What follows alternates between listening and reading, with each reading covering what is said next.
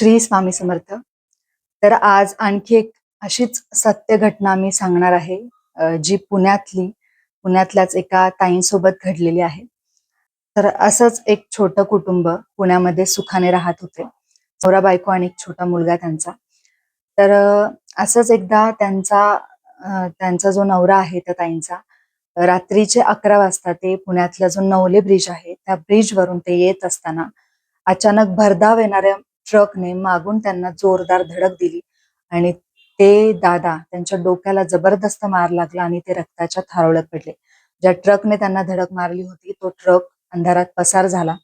त्यानंतर पुण्यातील एका नामांकित हॉस्पिटलमध्येच त्या दादांना उपचारासाठी भरती केलं गेलं.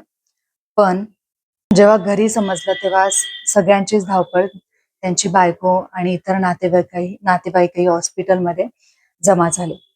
त्या दादांना इतका जबरदस्त मार बसला होता, इतका रक्तस्राव झालेला होता की जगण्याची शाश्वती खूपच कमी होती.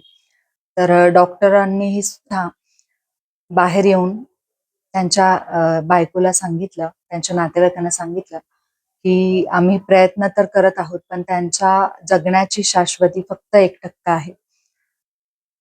तर अशा वेळी डॉक्टरांचे हे शब्द त्या बाईसाठी, त्यांच्या बायकोसाठी किती अवघड गेला असेल ऐकण्यासाठी. तुम्ही ते शब्द ऐकूनच त्यांची बायको ढसढस रडायला लागली. ती अक्षरशः तिथेच ती चक्कर येऊन खाली पडली.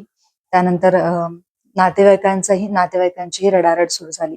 डॉक्टरांनी स्पष्ट सांगितलं की आम्ही आमचे प्रयत्न करत आहोत, आम्ही शस्त्रक्रिया सुद्धा करत आहोत, पण त्यांची जगण्याची जी शाश्वती आहे ती फक्त 1% आहे. तर त्याच वेळी त्यांची जी बायको होती त्या दादांची, तर ती स्वामी भक्त होती. ती रडली पण काही वेळच. त्यानंतर ती त्याच हॉस्पिटलच्या कॉरिडॉरच्या एका कोपऱ्यात जाऊन बसली. तिच्या गळ्यामध्ये स्वामींचं लॉकेट होतं. तिने ते लॉकेट पकडलं, डोळे बंद केले आणि त्या आर्ततेने तिने स्वामींना हाक मारली, स्वामी कुठे आहात तुम्ही? डॉक्टरांनी काहीही सांगू दे, मला त्यांच्यावर विश्वास नाही. मला फक्त तुमच्यावर विश्वास आहे की तुम्ही माझ्या नवऱ्याला काही होऊ देणार नाही. माझं सौभाग्य तुमच्या हातात आहे स्वामी. तुम्हीच म्हणता ना की भिवू नकोस, मी तुमच्या पाठीशी आहे, मी तुझ्या पाठीशी आहे. मग तुम्ही आता आहात कुठे? स्वामींना तिने आक्रोश केला, स्वामींना तिने आर्ततेने हाक मारली. स्वामींना ती म्हणाली, आज जर माझा नवरा जिवंत राहिला नाही तर मी सुद्धा जिवंत राहणार नाही. तुम्हाला माझ्या नवऱ्याला वाचवायला यावंच लागेल. तर अशा पद्धतीने त्या ताई त्या स्वामींना आर्ततेने हाक मारत होत्या आणि अचानक त्या कॉरिडॉरमध्ये त्या औषधांचा उग्रवास जिथे होता, तिथं संपूर्ण कॉरिडॉरवरती पवित्र अशा चंदनाचा आणि अष्टगंधाचा सुवास पसरला. तो वास इतका स्ट्रॉंग होता की तिथल्या नातेवाईकांच्या सुद्धा लक्षात आलं. नातेवाईक सुद्धा एकमेकांकडे पाहू लागले आणि त्याच वेळी त्या ताईंना जाणवलं की त्यांच्या खांद्यावरती कोणीतरी मायेने हात ठेवलाय आणि त्या ताईंनी मागे वळून पाहिलं. तो स्पर्श इतका थंड आणि आश्वासक होता की त्या ताईंची भीती तिथल्या तिथे पळाली. त्यांनी मागे वळून पाहिलं तर चेहऱ्यावर अथांग अशी शांतता आणि तेजपुंज असा हा चेहरा आणि अंगावर साधी भगवी वस्त्र नेसलेले एक वृद्ध गृहस्थ तिथे होते आणि ते त्या ताईंना म्हणाले की घाबरतेस कशाला? तुझ्या सौभाग्यवतीच्या चुडा मी फुटू देणार नाही, मी आहे ना इथे.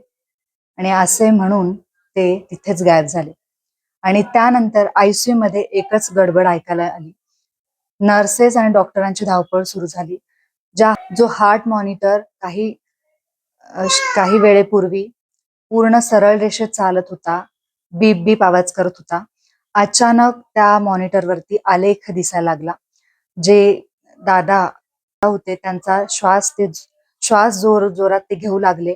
डॉक्टरही घाबरले, डॉक्टरही जागे झाले आणि अचानक त्या दादांच्या डोक्यातलं मेंदूतलं जे साकळलेलं रक्त होतं ते अचानकरित्या कमी होऊ लागलं. जे डॉक्टर काही क्षणातच दादा मृत झाले अशी घोषणा करणार होते, त्या दादांचे पल्स सुद्धा नॉर्मल झाले. ही गोष्ट त्यांच्या बायकोला जेव्हा समजली तेव्हा तिने तिथेच डोकं टेकलं, कारण हा कुठला वैज्ञानिक चमत्कार नव्हता किंवा कुठल्या डॉक्टरांचा चमत्कार नव्हता, तर हा चमत्कार केला होता तो साक्षात अक्कलकोटच्या आपल्या राजाने. तर अशा पद्धतीने त्या काकांना साक्षात अक्कलकोटच्या राजाने आपल्या स्वामींनीच वाचवलं होतं. त्या घटनेला बराच काळ लोटून गेला असला तरी सुद्धा आजही ज्यांच्यासोबत ही घटना घडली ते दादा सुखरूप निरोगी आयुष्य जगत आहेत. आणि त्याचबरोबर त्या रात्री ज्या काही गोष्टी घडल्या त्या अजूनही त्या कधीच आयुष्यात विसरू शकत नाहीत. कारण साक्षात स्वामींनी रात्री मृत्यूला चकमा दिला होता. तर अशा पद्धतीने अशक्यही शक्य करणारे फक्त एक स्वामीच आहेत. श्री स्वामी समर्थ.